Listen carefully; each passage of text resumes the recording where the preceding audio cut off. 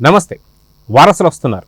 వాళ్ళు ఎవరు వెనకబడి ఉన్నారు అనే దానిపైన మనం చూద్దాం. అంటే మొత్తానికి అందరు హీరోల నుంచి వారసులు వస్తున్నారు, కానీ విక్టరీ వెంకటేష్ గారు ఒక్కళ్ళే వెనకబడి ఉన్నారని చెప్పేసి చెప్పుకోవాలి. అయితే దీని గురించి మాట్లాడడానికి మనతో పాటు సీనియర్ జర్నలిస్ట్ హేమసుందర్ గారు ఉన్నారు. వారిని అడిగి తెలుసుకుందాం. సార్ నమస్తే. నమస్తే అండి. సార్, మొత్తం ఉన్నటువంటి ఒక మెగాస్టార్ సంబంధించి మనం మెగా హీరోస్ అనుకున్న వాళ్ళందరి దగ్గర నుంచి కూడా వారసులు అందరూ వచ్చేసారు. ఓన్లీ విక్టరీ వెంకటేష్ గారు ఒక్కళ్ళే రాలేదు. అయితే అక్కడి నుంచి కాకుండా ఇప్పుడు పవర్ స్టార్ పవన్ కళ్యాణ్కి సంబంధించినటువంటి అకిరానందన్ కూడా రాబోతున్నాడు అని చెప్పి వార్తలు అయితే వస్తున్నాయి. బాలకృష్ణ గారు కూడా లేట్ అయినా సరే ఇప్పుడు వచ్చేస్తున్నారన్న సంగతి తెలిసిపోయింది. సో మొత్తానికి ఎవరెవరు వారసులు వస్తున్నారు ఏంటి అంటే ఏం చెప్తారు? వారసులు వస్తున్నమాట వాస్తవమే, కానీ వాళ్ళ సక్సెస్ అవ్వాలంటే వాళ్ళ టాలెంట్ నిరూపణ అవ్వాలి ప్రధానంగా. ఇప్పుడు బాలయ్య బాబుల అబ్బాయి 30 ఏళ్ల వయసులో దాదాపు లేటుగా ఎంట్రీ అవుతున్నాడని అనుకోవాలి. సెప్టెంబర్ 6వ తారీఖు ఆయన పుట్టినరోజు కాబట్టి 6వ తారీఖు ఆయన సినిమా ప్రారంభోత్సవం ఎప్పటి నుంచో దాదాపు 2-3 ఏళ్ళగా ఈ వార్త వస్తుంది. ఇదిగో బాలయ్య వాళ్ళ అబ్బాయి వస్తున్నారని చెప్పి వార్తలు అయితే వస్తున్నాయి. కానీ లేటెస్ట్గా బాలయ్య బాబు వాళ్ళ అబ్బాయి మోక్ష లుక్ చూస్తే మాత్రం ఆ గడ్డంతో లుక్ రివీల్ అయింది. అతను లుక్ చూస్తే మాత్రం ఖచ్చితంగా సక్సెస్ అవుతాడని చెప్పి ఒక నమ్మకాన్ని మాత్రం ఆ లుక్ అయితే ఇచ్చింది. ఎందుకంటే గతంలో ఉన్న లుక్కి ఈ లుక్కి అసలు పోలికే లేదు, చాలా మార్పు అయితే వచ్చింది. కాబట్టి బాలయ్య బాబు వాళ్ళ అబ్బాయి ఎంట్రీ అయితే మొదటి కన్ఫర్మ్. ఇక పెద్ద హీరోలు పరంగా చూసుకుంటే పవర్ స్టార్ పవన్ కళ్యాణ్ వారసుగా అకిరానందన్ అమెరికాలో ఒక ఫిల్మ్ యాక్టింగ్లో ట్రైనింగ్ అయ్యి ఇప్పుడు పవర్ స్టార్ పవన్ కళ్యాణ్ సినిమాలు తగ్గించుకున్నారు కాబట్టి రాజకీయాల పరంగా బిజీగా ఉన్నారు కాబట్టి కనీసం తన వారసుడిగా అకిరానందన్ తీసుకురావాలని డిమాండ్ ఆయన అభిమానుల నుంచి బాగా వస్తుంది. సెప్టెంబర్ 2వ తారీఖున పవర్ స్టార్ పుట్టినరోజు. ఈ సందర్భంగా ఏమైనా అకిరానందన్కి సంబంధించిన ప్రకటన రావచ్చేమన్న డౌట్స్ అయితే ఉన్నాయి. ఎందుకంటే అతను హైటు 20 ఏళ్ల వయసు, మంచి హైటు, టీనేజ్ లవ్ స్టోరీస్కి పనికొచ్చే లుక్ అయితే కనిపిస్తుంది. కాబట్టి అకిరానందన్ కూడా వస్తే ముఖ్యంగా ఏంటంటే కొంతమంది హీరోలు పెద్ద హీరోలు సినిమాలు తగ్గినాయి కాబట్టి ఆ లోటుని భర్తీ చేసుకునే అవకాశం అయితే కనిపిస్తుంది. అలా చూసుకుంటే మహేష్ బాబు వాళ్ళ అబ్బాయి గౌతమ్ కృష్ణ, అతను కూడా నేను ఒక నెలలో చైల్డ్ ఆర్టిస్ట్గా చిన్న క్యారెక్టర్ చేసాడు, కానీ ఆ తర్వాత సినిమాలు ఏం చేయలేదు బాలనటుడిగా. కానీ ఇప్పుడు మొరారికి సీక్వెల్ చేస్తే ఈ గౌతమ్ కృష్ణ కూడా ఎంట్రీ కావచ్చు, అవకాశం ఉంది. ఈ ప్రశ్న కృష్ణవంశీ కూడా ఎదురైంది మొన్న ప్రెస్ మీట్లో. అది మహేష్ బాబు చెప్పాలని చెప్పి కృష్ణవంశీ అనటం, కానీ ఒకవేళ చేస్తే మొరారికి సీక్వెల్ చేస్తే గౌతమ్ కృష్ణ చేసే అవకాశం అయితే లేకపోలేదు. అయితే రవితేజ యొక్క కొడుకు కూడా రాబోతున్నాడనే వార్తలు కూడా బాగా వినిపిస్తూ వస్తున్నాయి. కానీ వీళ్ళందరూ వస్తున్నా సరే విక్టరీ వెంకటేష్ సంబంధించిన వారసులు ఎవరు అంటే సాధారణంగా మనం చూసుకుంటే చిరంజీవిగా సంబంధించి రామ్ చరణ్ వచ్చాడు, కూతుళ్ళు కూడా కొంత ప్రొడ్యూసింగ్లో కావచ్చు, లేకపోతే కాస్ట్యూమ్ డిజైనర్లో కావచ్చు, ఇలా చూస్తున్నాం. అదేవిధంగా చూసుకుంటే బాలకృష్ణ గారి దగ్గర నుంచి మోక్షజ్ఞ వచ్చేస్తున్నాడు. అదేవిధంగా తేజస్విని కూడా ప్రొడ్యూసింగ్ రంగంలో దిగబోతుంది, నిహారికను చూసాం. సో ఇలా అందరు వారసులు వస్తున్నారు, కానీ విక్టరీ వెంకటేష్ సంబంధించి కూతుళ్ళు కూడా ఎక్కడ కూడా రాలేదు. ఇప్పటిదాకా ఎటువంటి సినీ ఇండస్ట్రీకి సంబంధించినటువంటి రాలేదు. సో ఎందుకు అంటే ఏం చెప్తారు? అసలు వెంకటేష్ గారి సినిమా రంగం రావటమే ఒక కాకతాళీయంగా జరిగిందనుకోవాలి. ఆయనే అన్నారు ఈ మాటనే, నాకు అసలు ఇంట్రెస్ట్ లేదు, నేను అసలు బిజినెస్ ఫీల్డ్కి వెళ్ళిపోదాం అనుకున్నాను. ఆయన ఏదో బిజినెస్ సంబంధించిన కోర్స్ చేశారు. అసలు ఆయన ఎక్స్పెక్టేషన్ చేయకుండా అనుకోకుండా సినిమా రంగంలోకి వచ్చిన వాళ్ళు ఎవరైనంటే విక్టరీ వెంకటేషే. ఆయన రామానాయుడు గారు పట్టుబట్టి కలియుగ పాండవులతో విక్టరీ వెంకటేష్ ఎంట్రీ చేయించారు. సినిమాల తర్వాత మంచి మంచి సినిమాలు రావటం, సక్సెస్ అవ్వడం, సినిమాలు సక్సెస్ అవ్వడం, ప్రేమ కానీ ఇట్లాంటి సినిమాలు చాలా వచ్చినాయి. కాబట్టి ఇవన్నీ అతను హెల్ప్ అయినాయి. కాబట్టి ఇప్పుడు మళ్ళీ వాళ్ళ వారసుడిగా వాళ్ళ అబ్బాయి వస్తాడా రాడా అంటే వచ్చినా ఆశ్చర్యపడక్కర్లేదు. ఎందుకంటే వాళ్ళకి తెలిసింది అదే ఫీల్డ్ కాబట్టి, ఆ ఫీల్డ్లో ఉండే లోటుపాట్లు తెలుసు కాబట్టి. ఇప్పుడు ఆల్రెడీ ఆ ఫ్యామిలీ నుంచి దగ్గుబాటి రాణా సక్సెస్ అయ్యేటట్టుగా, అభిరామ్ అనే వ్యక్తి తేజ డైరెక్షన్లో సినిమా వచ్చింది, కానీ సినిమా సక్సెస్ అవ్వలేదు. అభిరామ్ కూడా వచ్చాడు, కానీ వాళ్ళు సినిమా సక్సెస్ అయ్యి ఒక సినిమా హిట్ అయితే కనీసం వాళ్ళకి అవకాశాలు వస్తాయి. ఒక రాణానే ఆ ఫ్యామిలీలో రాణా హిట్ అయ్యాడు.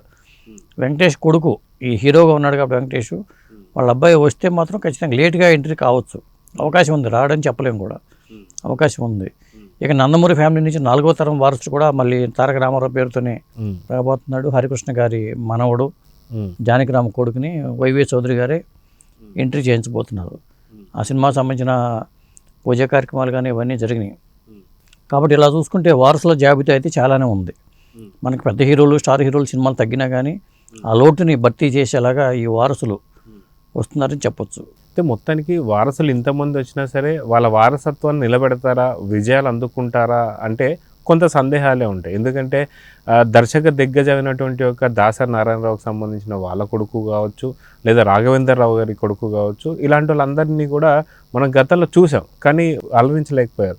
కాకపోతే వాళ్ళు దర్శకుల కొడుకులు కాబట్టి ఇలా జరిగింది అనుకోవాలా? ఇప్పుడు వీళ్ళు హీరోలు, నటులు కాబట్టి నటనలో ఖచ్చితంగా వీళ్ళ వారసత్వం నిలబెడతారా అంటే ఏం చెప్పొచ్చు? అలా చెప్పలేము. ఇప్పుడు మొన్న విజయభాస్కర్ గారి అబ్బాయి ఉషాభరణ్యం సినిమాలో హీరోగా ఎంట్రీ ఇచ్చాడు. మరి విజయభాస్కర్ గారు నువ్వే కావాలి కానీ, నువ్వు నాకు నచ్చావు కానీ, మరి ఆ సినిమాలు చూసుకుంటే ఆయన అన్ని వరుసపెట్టి హిట్లు, స్వయంవరం కానీ అన్ని హిట్లు ఉన్నాయి. మరి వాళ్ళ అబ్బాయిని మళ్ళీ ఆయన అంతకుముందు జిలేబీ తీసిన, ఇప్పుడు ఉషాభరణ్యం మంచి టైట్లు, కానీ సినిమా సక్సెస్ అవ్వాల. అది ఎవరి చేతుల్లోనే ఉండదు. అలాగే మరి దిల్ రాజు గారి వాళ్ళ అబ్బాయి బంధువు సినిమా వచ్చింది. అలాగే డివి దానయ్య గారి అబ్బాయి హీరోగా సినిమాలు వచ్చినాయి. సినిమాలు సక్సెస్తో ముడిపడి ఉంటాయి ఏదైనా సరే. వాళ్ళు నిర్మాత, దర్శకుడా, హీరోనా అని మనం చెప్పలేము. ఒక్కొక్కసారి అనుకోకుండా సినిమా హిట్ అయితే ఆటోమేటిక్గా అవకాశం వస్తాయి. బయట నుంచి వచ్చిన వాళ్ళు మరి హీరోగా నిలదొక్కున్న వాళ్ళు ఉన్నారు కదా. ఇప్పుడు నిఖిల్లోని సిద్ధార్థ్ ఉన్నాడు.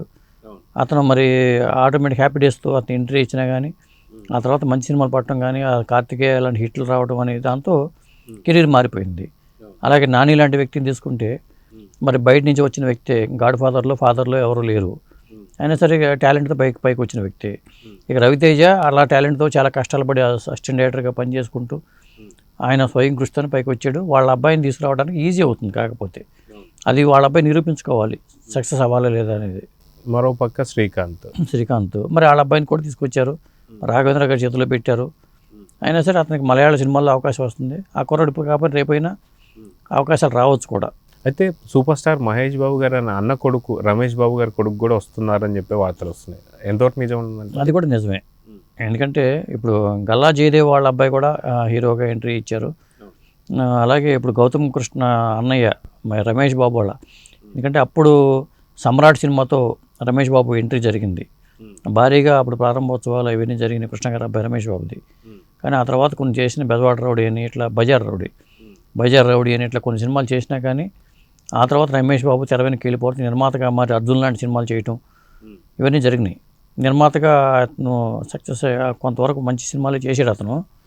ఆ తర్వాత అనివార్య కారణాల వల్ల అతను వెనక్కి వెళ్ళిపోయాడు. మహేష్ బాబు సక్సెస్ అయ్యాడు.